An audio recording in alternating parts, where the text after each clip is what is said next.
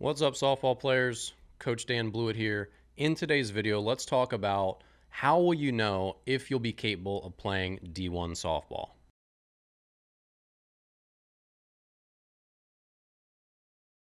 So if you're new here, I'm Coach Dan Blewett. I do tons of videos on softball throwing, on the mental side of the game, on the strategy side, doing lots of videos on recruiting, and just helping you understand what it takes to be a high-level softball player. So if you're new here, check out the links in the description below for my online courses, lots of other resources, helpful videos, and also subscribe so you get notifications for all my new ones. So in today's video, obviously this is a concern for everyone, right? Everyone wants to know, like, will I be good enough to play, the highest level, play D1 softball, especially big time D1 softball? And here's the short answer to how you're going to know this. Number one, the first thing is you need to be physically developed more than other players at a really early age. That means you're taller, you're more muscular, you're faster, you're just filled out. You become essentially a woman way earlier than other girls who are still just like a little girl. You probably noticed if you're, 13, 14, 15, 16, if you start to look at the pattern of who gets recruited and commits to these D1s, they're always pretty physically well-built kids, right? This is the same in baseball and softball. Basically, if you win the genetic lottery and you're built like an 18-year-old at age 15, you have a much higher chance of playing D1 softball. So that's one of the first ingredients. It's unfortunate, and there are lots of players. I was a late bloomer myself. I didn't get a scholarship to play college baseball. I was like barely squeaked in the door at a small D1, and I got a chance to develop there. I was lucky. But there are lots of players now who are, I'm sure you know girls who are throwing 60, 65 as 14-year-olds, 15-year-olds, and that's crazy. And a lot of that it has to do with the fact that they grew earlier than maybe you did or maybe your daughter did. And they're essentially like a 17-year-old in a 14 or 15-year-old's body. So number one, you have to have the physicality at a young age when colleges still have scholarship money. So if you don't know much about the scholarship game, colleges have, they're signing players for, a couple years down the road, and they have a pool of scholarship money that they can give to a 2021 player or a 2022 graduation player or a 2023 player. And say they have, $50,000 in scholarship money. That's just a number I'm throwing out for 2023s. If they then give that to 4 different players, they all get a quarter of it. They're done. They don't have any more scholarship money to give, so they give that away to the best players that they find in that grad class as soon as they feel like they're ready to commit and give it to them. So unfortunately, and a lot of players, you just can't control this, is being physically developed and having that physicality early is a major determinant of whether you'll play D1 softball. And the biggest thing, and they go hand in hand, is are you dominating softball? Are you absolutely dominating it? That's the biggest test. Coaches, when they go out and they watch 14U softball or a 16U team, and they're watching 8th graders, freshmen play, they're looking for the most dominant player on the field. They're looking for the girl that's just striking everyone out, that's throwing really, really hard, right? They're looking for the girl that's just beating out every ball she puts in play because she's just super duper fast. The girl who's faster than everybody else, right? They're looking for the shortstop that has a laser beam for an arm. They're looking for the hitter that's just hitting 2 bombs and the next one she just barely misses and it goes to the warning track. They're looking for those players that are just dominating softball. And so you have to really ask yourself, am I one of the best players in the whole surrounding area? Like if there was 10 or 20 teams in my county, and there's often way more teams than that in your county, am I one of the known best players in my entire county? If the answer is yes, and other people would agree that the answer is without a doubt yes, then there's a chance that you're probably, on that track to be a D1 player. Of course, there are always fluctuations, right? I went to a baseball thing a long time ago where there was one high school in Los Angeles County. This was in LA, this little camp I went to.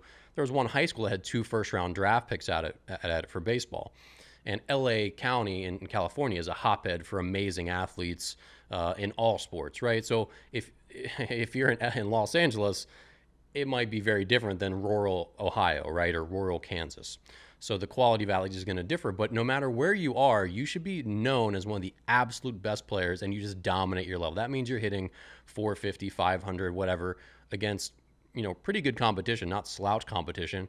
You're continually dominating on the mound as a pitcher, and all those factors, you just stick out no matter who you're playing. That's what D1 players genuinely look like. So you have to really ask yourself and ask people around you, do you fit that mold?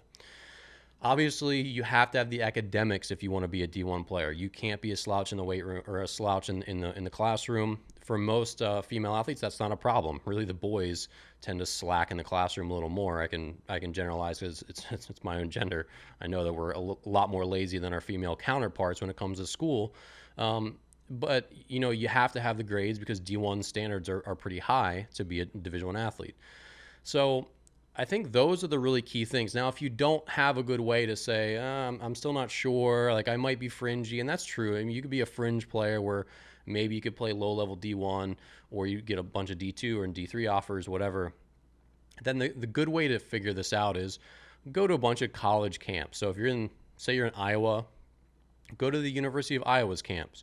Go over to Chicago. Go to a couple of Division I. Go to Northwestern's camps, or go to University of Illinois' camps. Go to a couple of the big name schools within a couple states over, whatever you can afford. Those one-off school showcases are pretty cheap. Usually they're like $75 to $150. You go just to the University of Indiana's camp, and you're going to see lots of other players that are interested in playing at that school. And you'll be able to compare yourself and look, all right, I'm a first baseman. How do I compare against the other 10, 15, 20 first basemen that came to this camp this weekend? Do I feel like I stick out and really I'm at the top of the list of the caliber of players that are at that camp?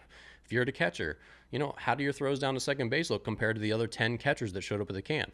What do the coaches say? Ask them what their standards are. Say, hey, coach, how hard do I have to throw? How fast do I have to run to first base to play here at the University of Kansas or the University of Florida, whatever it is?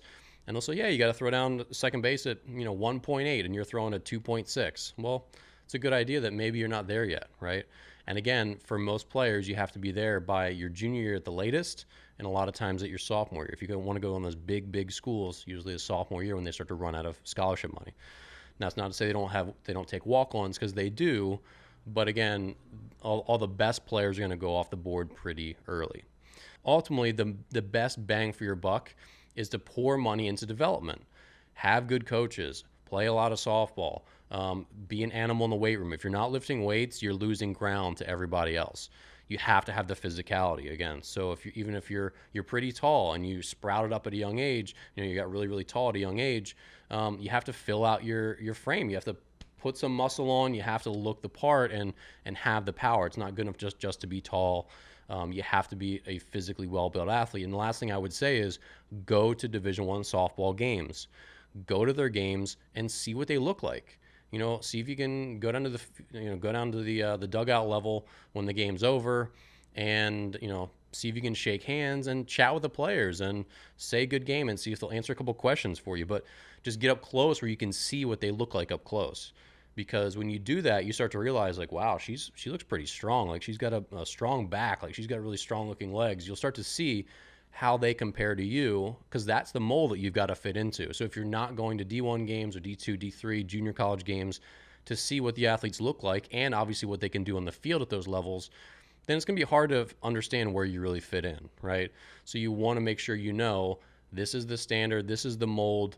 Will I fit it? Do I fit it today, or do I look like I'm close? You don't have to obviously be at the physicality of a D1 sophomore or junior when you're a sophomore or junior in high school, right? They're 4 years older than you. They've been doing college strength and conditioning and eating on a college meal plan for a bunch of years. They're pretty far advanced.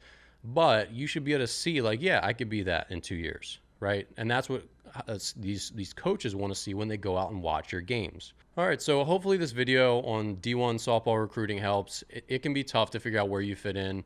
Be sure to check out the links below in the description. I put more recruiting videos. I've been filming a bunch of them about recruiting recently, so they're all in the description below. There's also links to my softball strength and conditioning program, so if you do need to get stronger on a budget, we have a great online program for you. There's also my softball email list, which goes out to almost 5,000 people every week. So definitely stick around, subscribe to the channel, check out the other resources, and leave a comment. Do you feel like you have more questions about D1 softball or the recruiting process? If so, leave a comment below. I respond to almost all of them. Thanks for watching, and I'll see you in the next video.